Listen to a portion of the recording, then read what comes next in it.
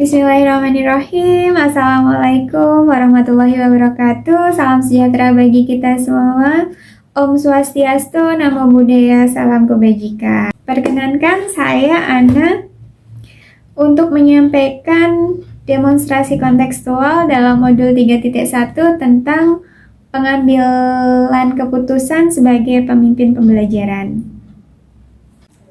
Sebagai seorang pendidik, seringkali kita dihadapkan dengan kondisi memilih antara dua pilihan yang sangat berat. Kita sebagai guru dalam pemimpin pembelajaran diharapkan dapat mengambil keputusan yang tepat dan benar, serta tidak memihak pada salah satu dari suatu masalah yang sedang dihadapi. Seorang pendidik harus bisa melihat bagaimana persoalan tersebut, apakah merupakan dilema etika atau merupakan bujukan moral. Dalam modul 3.1 ini, saya mempelajari tentang dilema etika dan bujukan moral, yang nantinya diharapkan dapat digunakan dalam kehidupan sehari-hari untuk mengambil sebuah keputusan sebagai seorang pemimpin pembelajaran.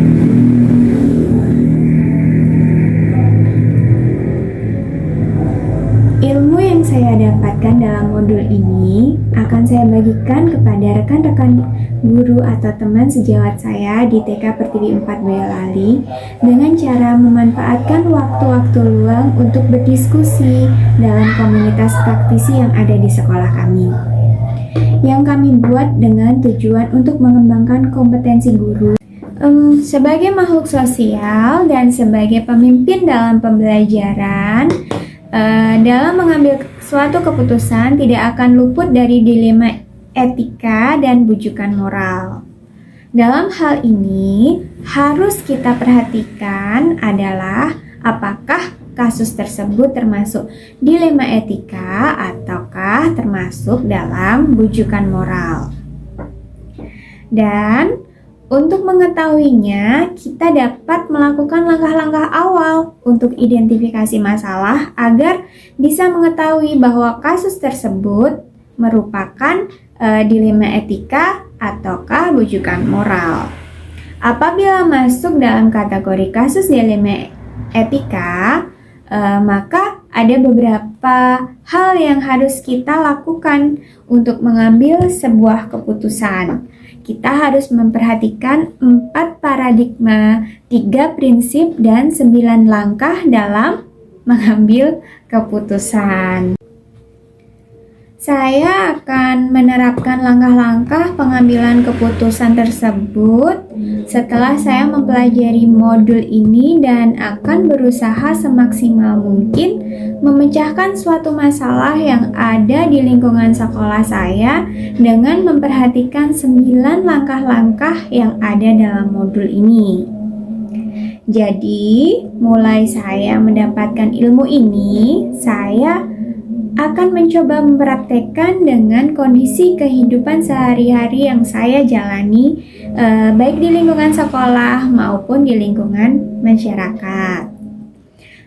Sebagai seorang pendidik, saya sangat merasa terbantu dengan penjelasan materi dari modul 3.1 ini.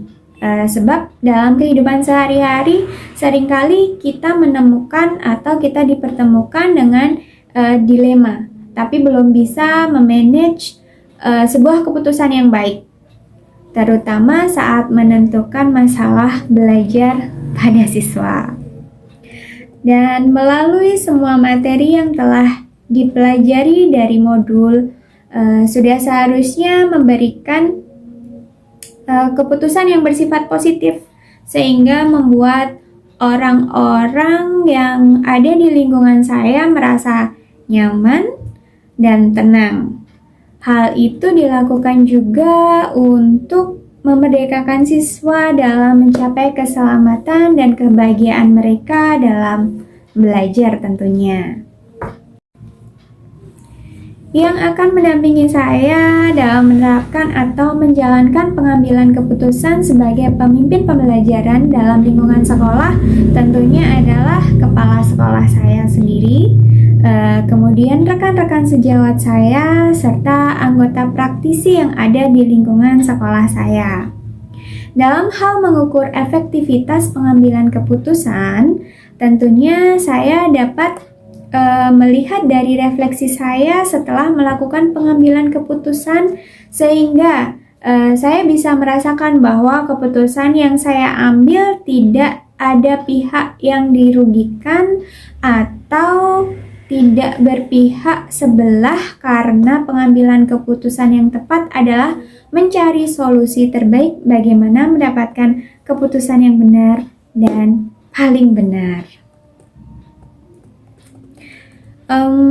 Pengambilan keputusan yang tepat dalam pemimpin pembelajaran adalah pengambilan keputusan yang mampu menyeimbangkan antara dua pihak atau antara dua opsi yang ada dengan pilihan yang tepat dan benar sehingga tidak merugikan salah satunya.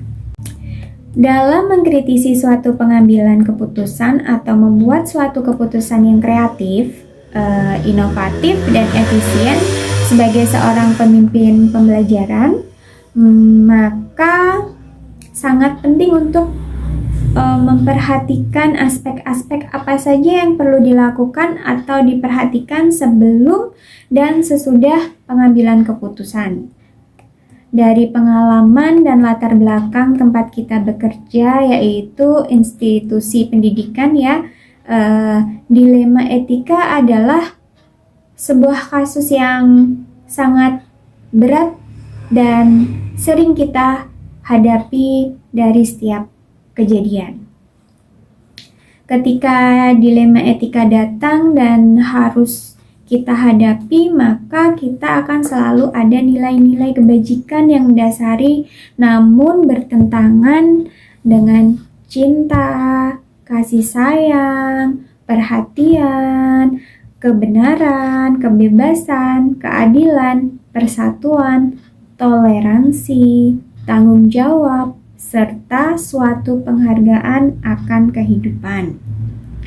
Di samping itu, kita sebagai pemimpin pembelajaran harus menyadari juga bahwa untuk unsur-unsur tersebut tidak ada aturan yang baku yang berlaku untuk memutuskan situasi dilema etika, karena ini bersifat relatif dan bergantung pada situasi dan kondisi yang terjadi pada suatu kejadian.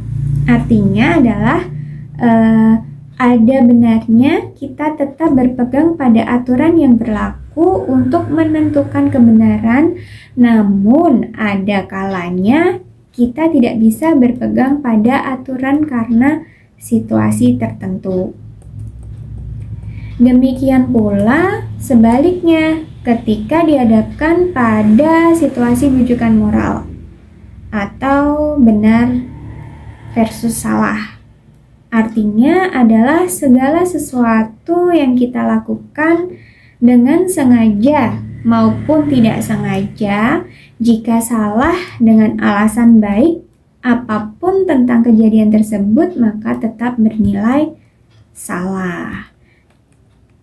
Contohnya adalah berbohong yang merupakan sebuah tindakan salah, walaupun tujuannya untuk kebaikan, tetap saja bernilai salah. Maka sebelum melakukan pengambilan keputusan pada situasi yang terjadi dalam dilema etika, ada 4 komponen kategori paradigma pengambilan keputusan yang harus kita pahami bersama terlebih dahulu, yaitu yang pertama ada individu lawan masyarakat atau individual versus community, yaitu bagaimana membuat suatu pilihan antara apa yang benar untuk satu orang atau kelompok kecil dan yang benar untuk yang lainnya, kelompok yang lebih besar. Yang kedua ada rasa keadilan lawan rasa kasihan atau justice versus mercy, yaitu pilihan antara mengikuti aturan yang tertulis atau tidak. Di sini pilihan yang ada memilih antara keadilan dan perlakuan yang sama bagi semua orang. Di satu sisi membuat pengecualian pada suatu hal karena kasih sayang dan kemurahan hati, di sisi lain terkadang memang benar untuk memegang peraturan. Yang ketiga ada kebenaran lawan kesetiaan atau truth versus loyalty, yaitu kejujuran dan kesetiaan seringkali menjadi nilai-nilai yang bertentangan dalam situasi dilema etika. Terkadang kita perlu untuk membuat pilihan antara jujur dan berlaku setia pada orang lain. Yang keempat, ada jangka panjang lawan jangka pendek atau short term versus long term, yaitu paradigma yang kadang perlu untuk memilih antara yang kelihatan terbaik saat ini dan yang terbaik untuk masa yang akan datang. Paradigma ini bisa terjadi pada level personal ataupun individu yang permasalahan sehari-hari atau pada level yang lebih baik lagi. Dan di sini juga ada 9 langkah dalam pengambilan keputusan. Yang pertama adalah mengenali nilai-nilai yang saling bertentangan terlebih dahulu. Kemudian yang kedua, menentukan siapa yang terlibat. Yang ketiga, mengumpulkan data fakta-fakta yang relevan. Yang selanjutnya, pengujian benar atau salah. Ada uji legal, uji regulasi profesionalitas, uji institusi, uji halaman depan koran, serta uji panutan atau uji idola. Yang selanjutnya ada pengujian paradigma benar lawan benar.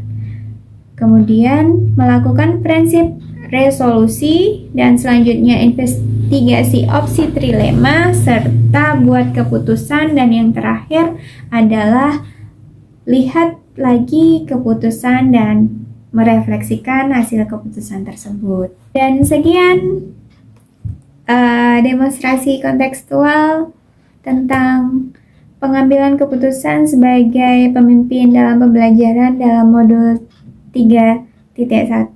Terima kasih, salam dan bahagia.